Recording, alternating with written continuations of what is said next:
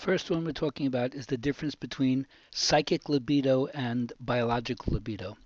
As you can see by the little icons here, these are all suggestions of ways of naturally boosting your libido, which of course a lot of people want to reduce it to like genital drive, but it's more than that. It's elan, it's vitality, it's life force, which of course can be uh, put a lot onto your sexuality and your erotic tendencies, your sensuality, but it's not limited to that only. Anyway, good foods that increase your dopamine levels, that's one thing they say.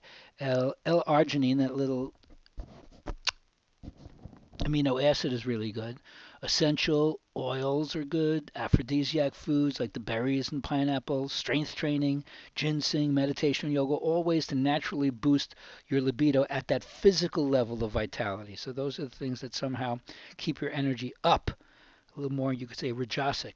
However, psychic libido is something different to me. Psychic libido has the same qualities of passion, enthusiasm, optimism, upliftment.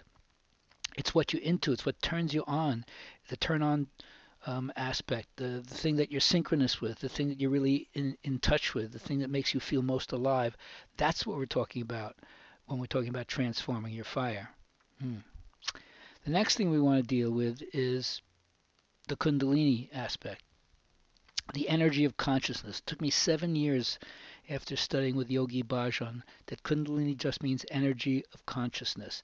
That as one goes up the scale, so to speak, of the chakras, which we'll talk about in a second, the consciousness doesn't change, but the perspective is what gets transformed. And the energy that's released in each one of these levels, whereas when you're completely bound up with survival or pleasure or power, then other energies get zapped from, you could say, the higher chakras, right? The fourth chakra of affiliation and intimacy, the fifth chakra of questing and going for the truth, the sixth chakra of intuitive understanding, the inner guru, and the seventh chakra of self transcendence.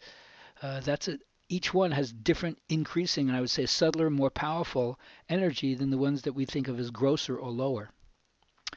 Now, then you move to what's understood in terms of the Tantra, the warp and woof. Since Ramakrishna says the steps that make up the floor of the temple are the same material that make up the roof of the temple, the whole idea of getting out of the first chakra to go to the seventh chakra doesn't have as much meaning for somebody who's completely realized or integrated in terms of not making a distinction between the higher and the lower. So Tantra in some way means warp and woof.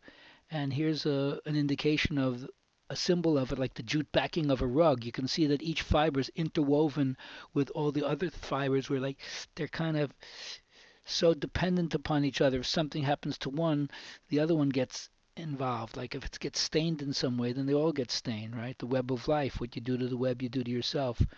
And so this is where you then turn around to say that instead of spiritualizing your life in the sense of leaving the material plane, you have to bring that spiritual awareness into your daily life as the field of dharmic action.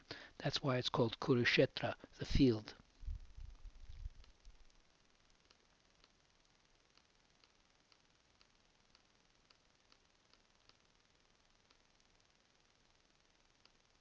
I'd like to stop it.